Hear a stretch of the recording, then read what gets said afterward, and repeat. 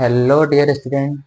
तो सभी को गुड आफ्टरनून और स्वागत है आपका वीएस एकेडमी के ऑनलाइन प्लेटफॉर्म पे, जहाँ पे हम पढ़ रहे थे कार्बन एवं उसके यौगिक, जो हमारी 10वीं क्लास के चैप्टर नंबर 4 है साइंस का। तो देखो, उसके अंदर हमने काफ़ी कुछ चीज़ें पढ़ ली थी कि कार्बन क्या होता है क्या नहीं होता है। आज हम जो उसके अंदर पढ़ने वाले हैं वो है हाइड्रोकार्बन। तो जैसा कि आप सभी को पता है और इस नाम से ही हमें पता चल रहा है कि आखिर में जो हाइड्रोकार्बन होते हैं वो होते क्या है। तो अगर हम इसकी परिभाषा लिखना चाहें तो कार्बन और हाइड्रोजन से मिलकर जो यौगिक बने बने होते हैं उन्हें हम हाइड्रोकार्बन कहते हैं। किस किस से मिलके? एक तो कार्बन, जैसे कि परिभाषा लिखना चाहे तो हम यूं लिख सकते हैं कि कार्बन और हाइड्रोजन से मिलकर जो यौगिक बनते हैं, कार्बन एवं हाइड्रोजन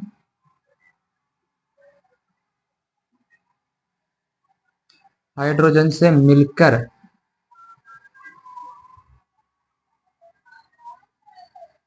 जो यौगिक बनते हैं,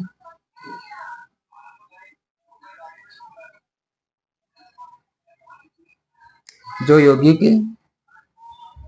बनते हैं वे हमारे हाइड्रोकार्बन कहलाते हैं। बनते हैं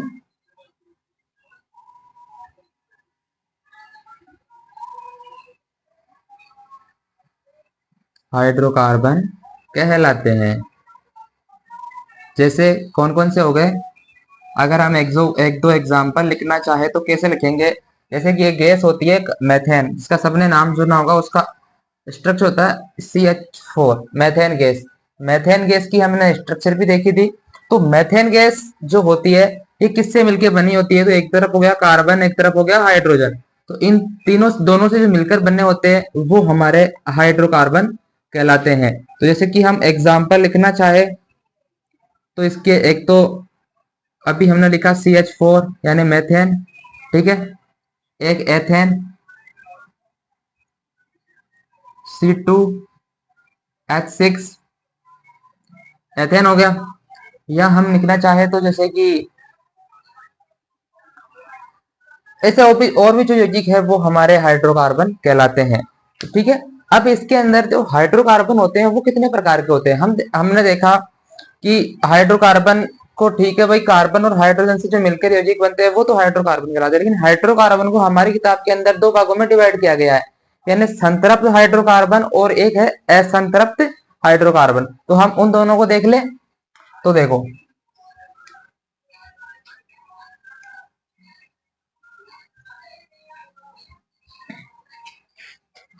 हाइड्रोकार्बन को दो भागों में बांटा गया है।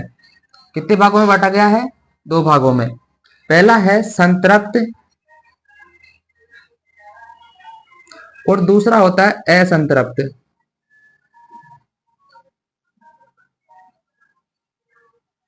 असंतृप्त, मैं हाइड्रोकार्बन का यहाँ पे HC लिख दूं। HC का मतलब हाइड्रोकार्बन है, याद रखना, ठीक है।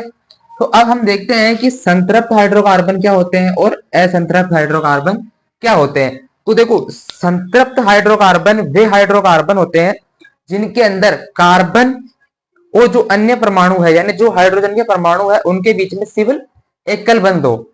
यानी कहीं पे जैसे कि ये कार्बन है, एक ही हाइड्रोजन है, अब इन दोनों के बीच में एक ही बंध हो, ऐसे करके ये कार्बन हो गया, ठीक है। और ये कार्बन है, ठीक है।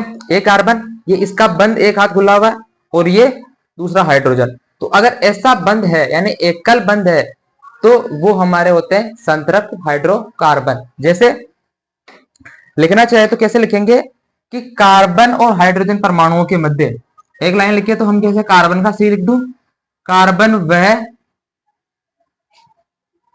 हाइड्रोजन के मध्य एकल बंध हो,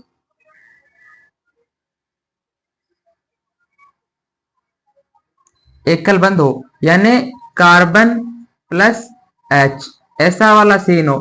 तो क्या कहलाएगा ये? संतृप्त हाइड्रोकार्बन। ठीक है। अब जैसे कि मैं दूसरा लिखना चाहूं तो एक लाइन ये लिख सकता हूं। ठीक है। दूसरे और भी उदाहरण होते हैं, जैसे हाइड्रोजन के अलावा यहाँ पे कार्बन वह अन्य परमाणु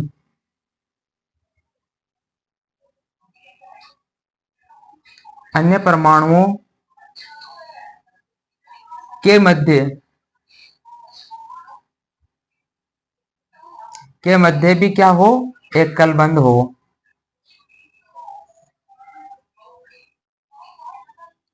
एकल बंध हो तो वो कहलाते हैं हमारे संतृप्त हाइड्रोकार्बन। जैसे मान लो दो कार्बन है तो एक कार्बन ये, एक कार्बन ये। ठीक है। अब यहाँ पे इनके कुछ भी जुड़ा हुआ हो वो उससे हमें कोई मतलब नहीं है, हमें तो इससे मतलब है कि यहाँ पे जो बंध है वो सिंगल बॉन्ड होना चाहिए। ठीक है। अब ऐसे ही अगर हाइड्रोकार्बन के बारे में हम लिखे तो वो क्या होते हैं? तो भाई सबसे पहले तो कार्बन परमाणुओं के बीच द्वि या त्रिबंध हो। ठीक है। अगर जिन कार्बन और परमाणुओं के मध्य अगर सिंगल बंध है तो या एकल बंध है वो तो संतृप्त हाइड्रोकार्बन है। और अगर कार्बन वह परमाणुओं के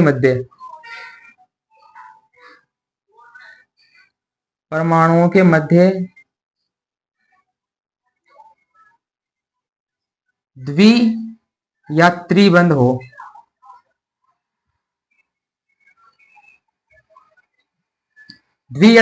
तो ऐसे हाइड्रोकार्बन हमारे असंतृप्त हाइड्रोकार्बन होते हैं। जैसे एक एग्जांपल ले लेते हैं हम। इसका अगर एग्जांपल ले एक तो क्या हो जाएगा?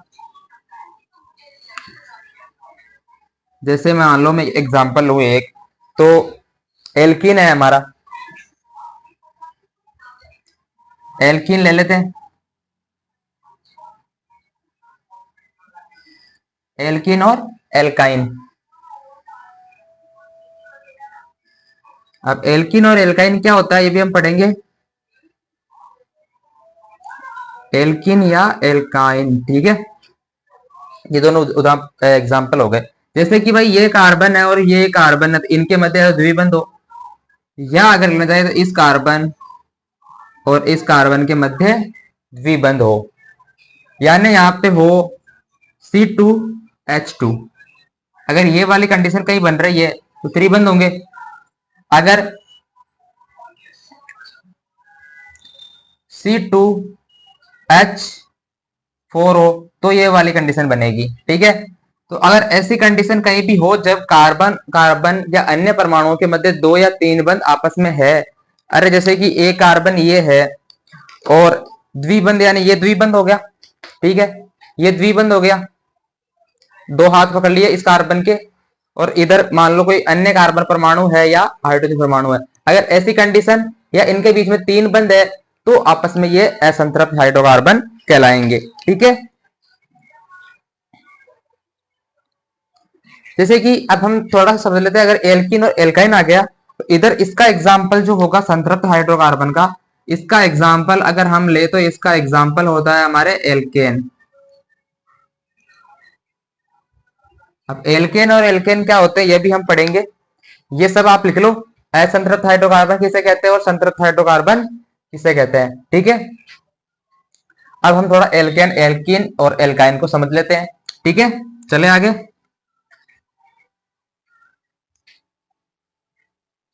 तो संतृप्त और असंतृप्त हाइड्रोकार्बन में किसी को डाउट हो आप कमेंट कर सकते हो नीचे, दोबारा इसके ऊपर और वीडियो बना देंगे हम, कोई दिक्कत नहीं है।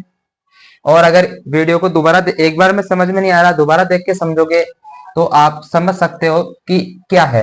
अब देखो हमने तीन वर्ड पढ़े, एक होता है एल्केन, ठीक है, एक है एल्कीन और दूसरा है एल्काइन। अब ये तीनों क्या बल्ला है?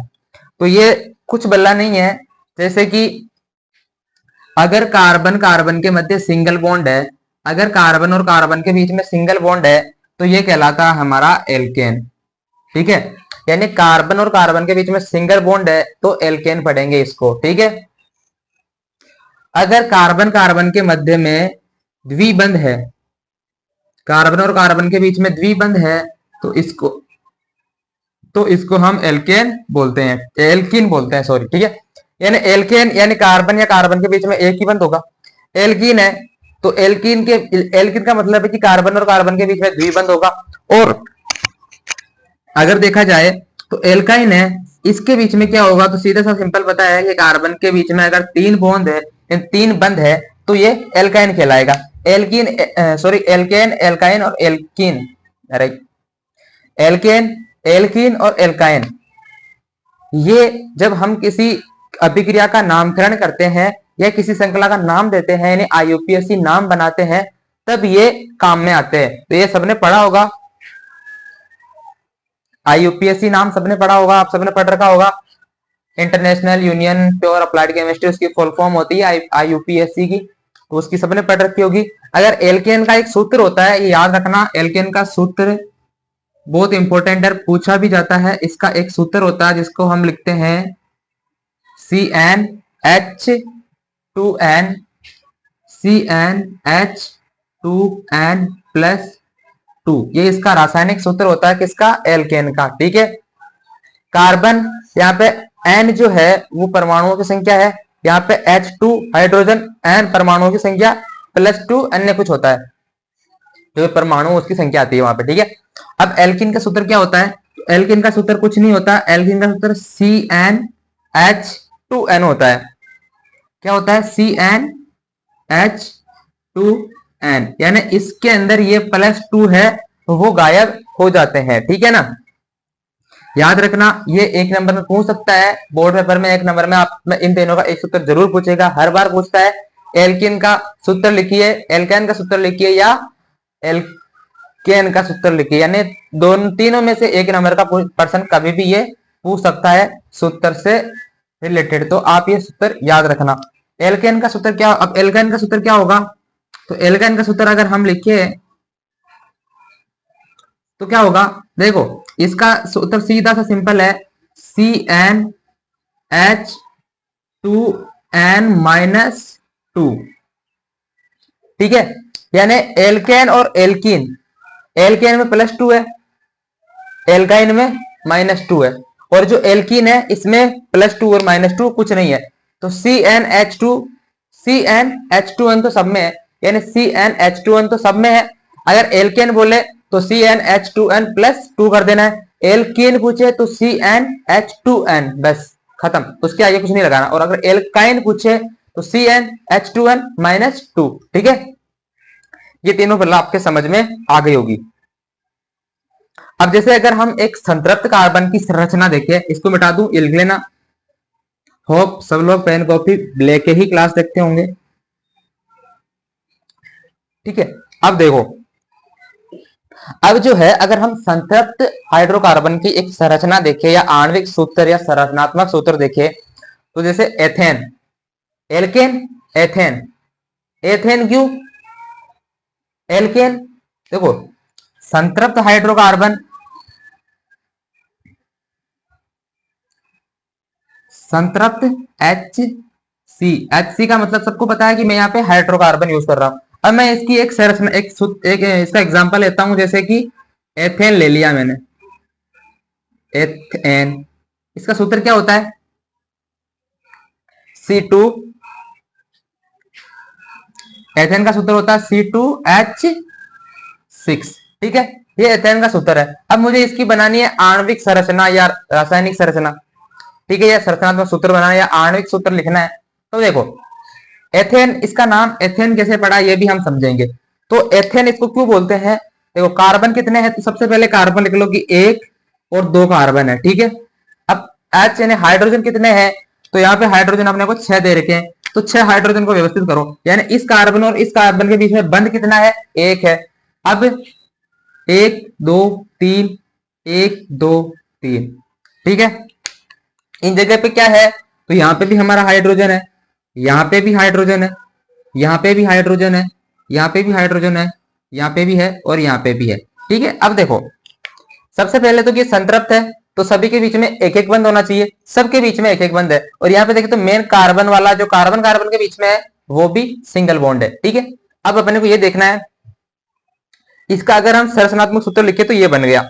अब इसका रासायनिक नाम ये कैसे बना, यानी रासायनिक नाम जो है इसका एथेन कैसे पड़ा, हमने आईयूपीएससी के अंदर पढ़ा है कि हम सबसे पहले क्या करते हैं, कार्बन की एक लंबी श्रृंखला को चूज करते हैं, ठीक है। कार्बन की एक लंबी श्रृंखला चूज करते हैं, फिर इसके बीच में क्या करते हैं, हम इसको नामकरण के लिए यानी गिनती लगाते हैं इनके ऊपर। पहले एक इसको लगा दिया, दो इस पे लगा दी, तो इसके अंदर ये गिनती होती है। अगर एक कार्बन है उसको मेथ बोलेंगे, दो है उसको एथ बोलेंगे, तीन है तो उसको प्रोप बोलेंगे, फिर चार को ब्यूट, पांच को पेंट, छह को हेक्सा, ऐसे बोलते हैं। तो ये कितना है, तो देखो मेथ एथ, यानी एथ आ रहा है और सिंगल बॉन्ड आ रहा है, इसलिए हम क्या करेंगे इसको, यानी इस वाले कार्बन को, जो पहला कार्बन है यहां पे लिखू तो अगर पहला वाला कार्बन है उसको बोलते हैं एथ, ठीक है। दूसरे वाले को बोलते हैं, नहीं सॉरी, पहले वाले को बोलते हैं मेथ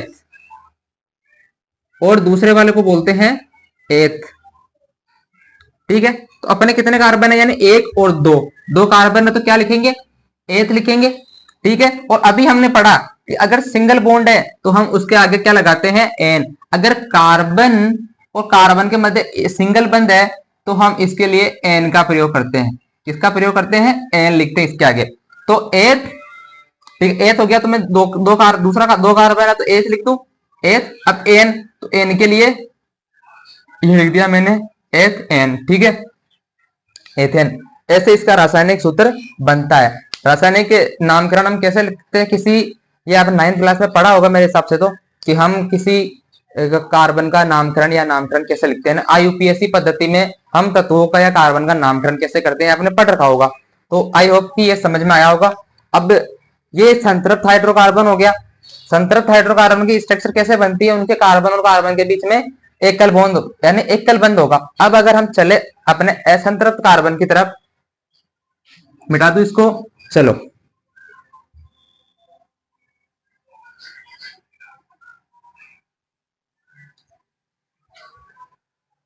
अब अगर हम ले ले हमारा असंतृप्त हाइड्रोकार्बन, क्या ले लेते हैं, असंतृप्त हाइड्रोकार्बन, ठीक है। असंतृप्त हाइड्रोकार्बन के अंदर हम देखो, असंतृप्त हाइड्रोकार्बन के अंदर एक तो क्या होगा, दो उदाहरण ले लेते हैं। एक तो होगा एथीन, ठीक है, एथीन यानी जिसमें डबल बॉन्ड हो।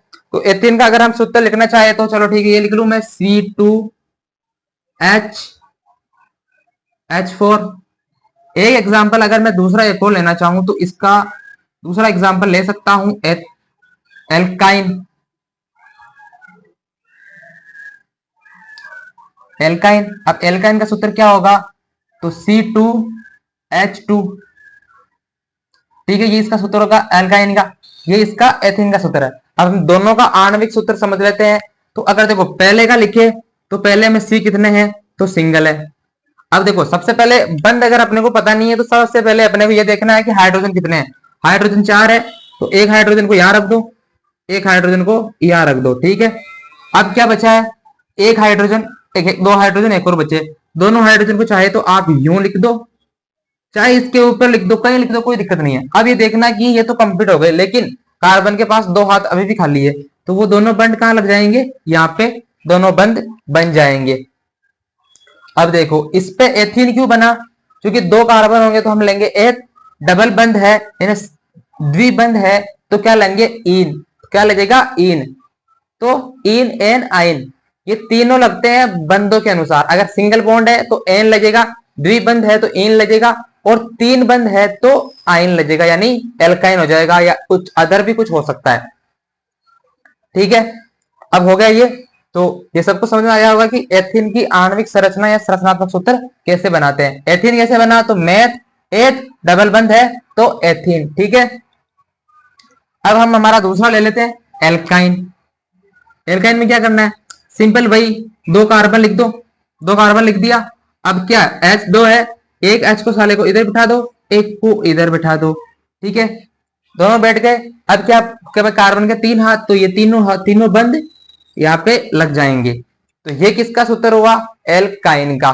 ये एल्काइन का आणविक संरचनात्मक सूत्र है। आणविक सूत्र कहो, संरचनात्मक सूत्र कहो, या कुछ भी कहो, ये दोनों है। ठीक है, तो आपको असंतृप्त हाइड्रोकार्बन के जो सूत्र है या जो यौगिक है वो कैसे बनते हैं ये भी मैंने समझा दिया।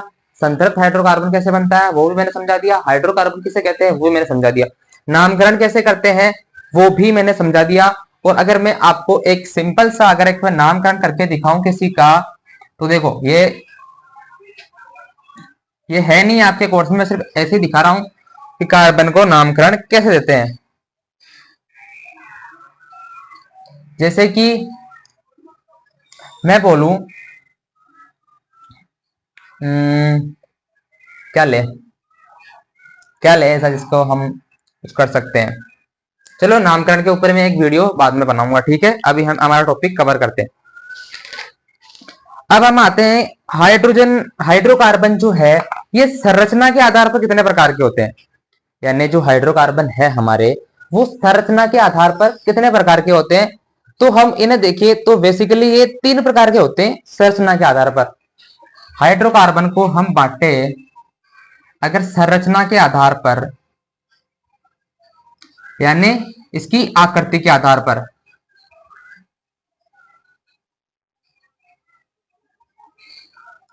संरचना के आधार पर अगर हम इनको बांटे हाइड्रोकार्बन को तो ये 3 प्रकार के होते हैं। 3 प्रकार के कौन कौन से, अगर सबसे पहला लिखना चाहूं तो ये होता है सीधी श्रृंखला।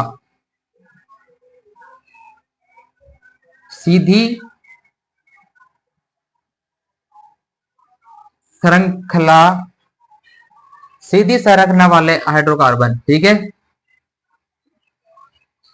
सीधी श्रृंखला वाले यानी एक लंबी चेन ऐसे सीधे श्रृंखला में चेन टाइप में है तो वो सीधी श्रृंखला वाले हाइड्रोकार्बन हो गए। दूसरा है शाखित श्रृंखला। शाखित श्रृंखला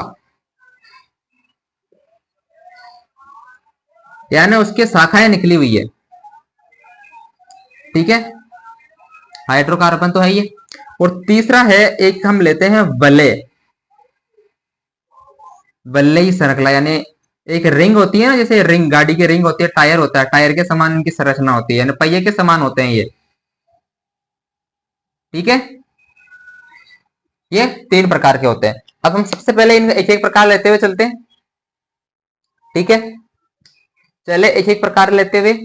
अब इसमें मैं आपको नामकरण पद्धति भी समझा दूंगा, नामकरण कैसे करते हैं। ठीक है, चलो जी।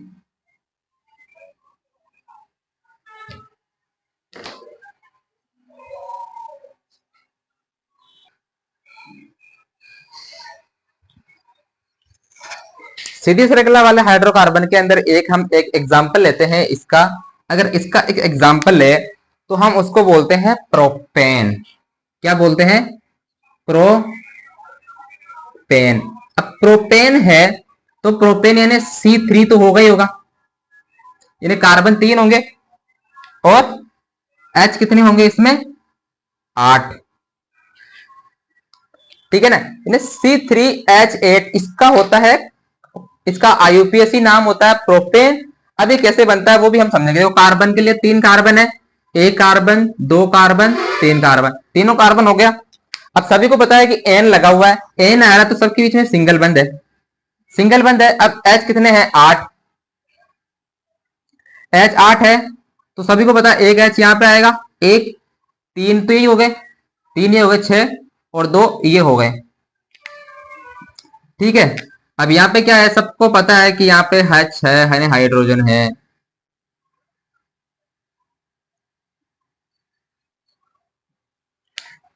अब देखो ये सीधी श्रृंखला वाले हाइड्रोकार्बन कैसे कहलाए, तो सबको पता है कि ये देखो ये एक सीधी श्रृंखला में कार्बन लगे हुए हैं, यानी एक चेन के प्रकार जुड़े हुए हैं, यानी एक चेन समान संरचना है सीधी कार्बन की। ठीक है, तो इसके लिए इसको बोलते हैं सीधी श्रृंखला वाले हाइड्रोकार्बन। ठीक है, तो ये तो कौन सा है, तो अब हम बोलेंगे कि सर सिंगल बॉन्ड है तो ये संतृप्त कार्बन है। ठीक है, अब प्रोपेन कैसे पढ़ा, तो मेथ एथ प्रोप 10 तक गिनती होती है, meth eth prop but hexa hepta octa ऐसा 9 ऐसा कुछ होता है।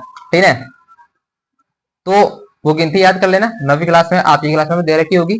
ठीक है, तो ये हो गया हमारा सीधी श्रृंखला वाला हाइड्रोकार्बन। ठीक है, इसको एग्जाम्पल उतार सकते हो। आगे चले, चलो बता दूं।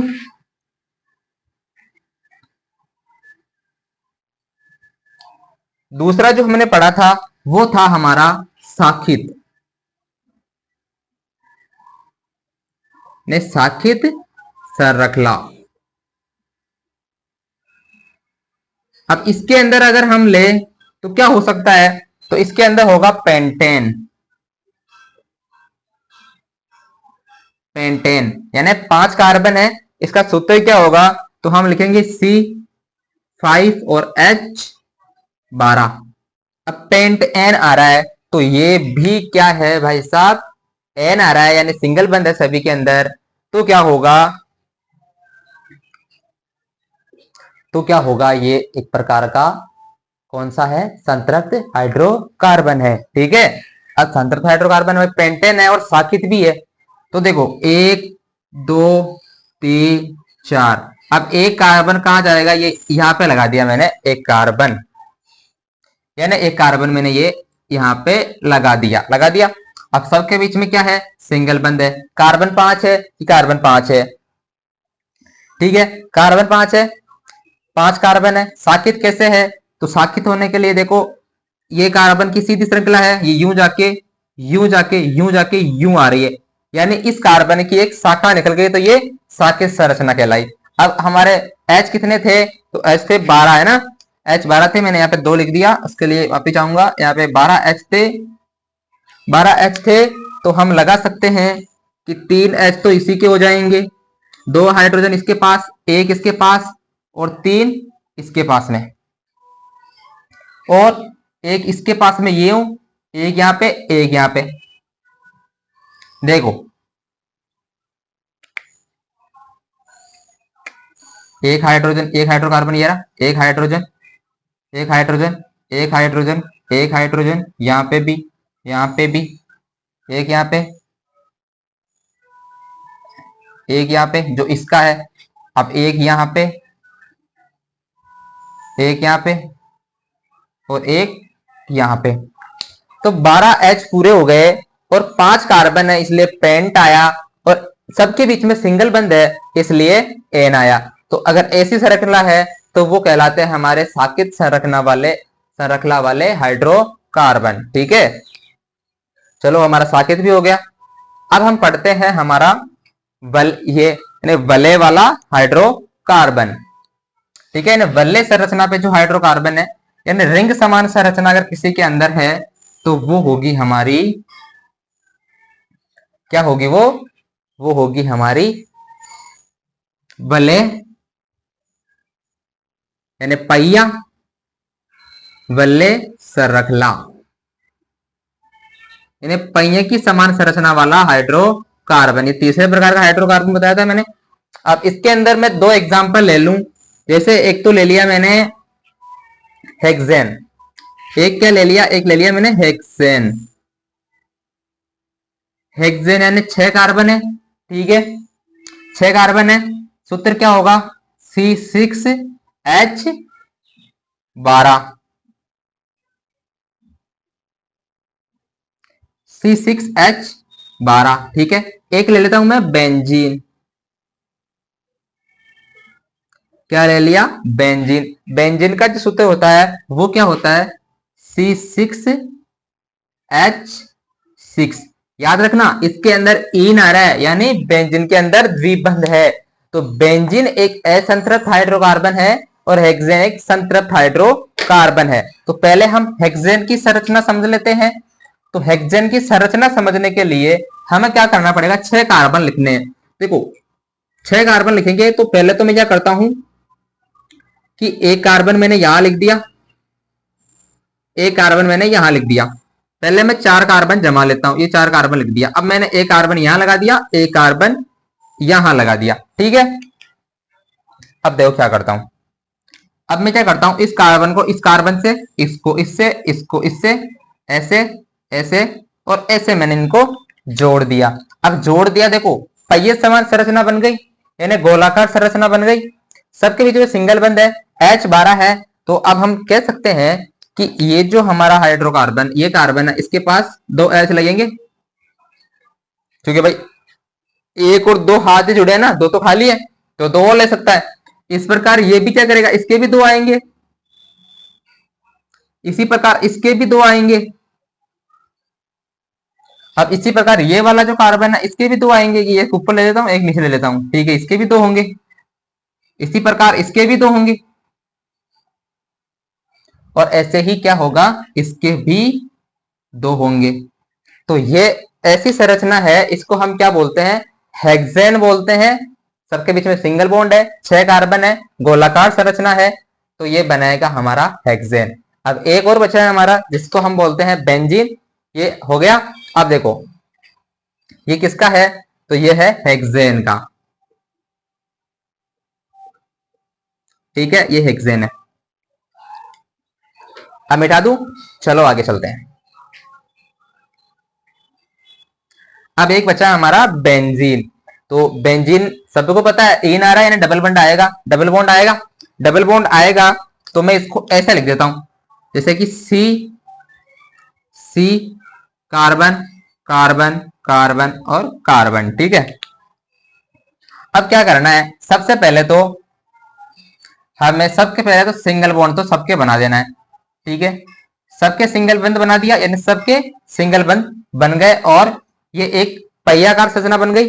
अब हमें डबल बॉन्ड लगाने हैं, ठीक है, डबल बॉन्ड लगाने हैं, तो मैं चाहे एक यहां पे लगा दूं, एक यहां पे लगेगा, तो एक यहां पे लगेगा, तो एक यहां पे लगेगा। एक छोड़ के देखो, अगर एन कंटिन्यू मतलब ऐसे कंटिन्यूटी 2 बंद नहीं लग सकते। ऐसी संरचना में क्या होता है, एक छोड़ के दूसरे पे जाके डबल बॉन्ड लगता है, ठीक है। अब यहां से इधर से ये भी बंद बना लेगा और इधर से ये भी बंद बना लेगा। अगर मान लो कि मैंने ये इस वाले बंद को मैंने यहां लगा दिया, तो 4 इसके जो क्या है संयोजकता पूरी हो गई, तो H एक 3 पे नहीं जाता है।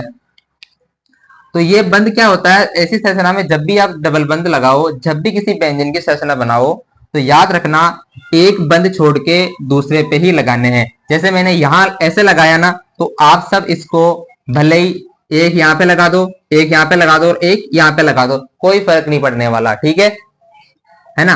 और ये याद रखना है कि सीक्वेंस जैसे लगातार नहीं लगाना, एक छोड़ के एक लगाना है, और अधिकतर 3 ही इसमें डबल बंद लगे बनेंगे, ठीक है, डबल बंद बन गए। अब क्या करना है, अब अपने को 6 कार्बन, तो 6 कार्बन एक ऊपर लिख दो, एक इधर, एक इधर, एक इसका नीचे है ये, एक यूं, एक ये। देखो 6 सभी कार्बन सभी हाइड्रोजन लग गए, सभी हाइड्रोजन लग गए। अब देखो सबकी गिनो, 2 और 2 4 और 2 इसकी पूरी, इसकी पूरी, तो इसकी भी पूरी, एक ये हो गया, एक ये हो गया, 2 ये हो गए, ठीक है। इधर इसकी भी देखो, एक तो इसके जुड़ गया, 2 इधर जुड़ लिए और एक ये, यानी सबकी संयोजकता भी पूरी हो रही है। और ये एक प्रकार का क्या है, वलयकार है, यानी यूं जाके यूं जाके यूं जाके यूं जाके यूं जाके यूं बन रहा है, यानी एक पहिए समान संरचना बन रही है। तो ये क्या है हमारा, एक तो एक प्रकार की बेंजीन है, क्या है, तो कि बेंजीन है, और बेंजीन है तो ये क्या है, एक हमारा असंतृप्त असंतृप्त हाइड्रोकार्बन, याद रहेगा, असंतृप्त हाइड्रोकार्बन है। तो आपसे कोई भी पूछ ले कि बेंजीन जो है वो किसका उदाहरण है, तो आप कहोगे कि वो हाइड्रोकार्बन का उदाहरण है। तो आज के लिए इतना ही। अब बाकी जो हमारा चैप्टर बचा है वो हम पढ़ेंगे नेक्स्ट पार्ट में। तब तक के लिए सभी को good luck, all the best, पढ़ते रहिए। और वीडियो अच्छा लगे तो चैनल को बढ़ाओ, लाइक करो, सब्सक्राइब करो। आपका जो भी डाउट हो वो आप कमेंट करो, ठीक है। और अगर वीडियो अंत तक देख रहे हो तो सबके लिए एक महत्वपूर्ण सूचना है कि बहुत ही जल्द मैं राजस्थान हिस्ट्री का भी अपने चैनल के ऊपर एक क्लासेस लेके आने वाला हूँ, अपना कोर्स लॉन्च करने वाला हूँ, जो कि फ्री होगा और सभी क्लास मतलब सभी एग्जाम के लिए हेल्पफुल होगा, ठीक है, ठीक है। तो हम उस राजस्थान हिस्ट्री को भी बहुत अच्छे से देखेंगे, और जैसे यहाँ ये साइंस पढ़ा रहा हूँ वैसे ही मैं राजस्थान हिस्ट्री पढ़ाऊंगा। तो सभी को ऑल द बेस्ट, पढ़ते रहिए और थैंक यू।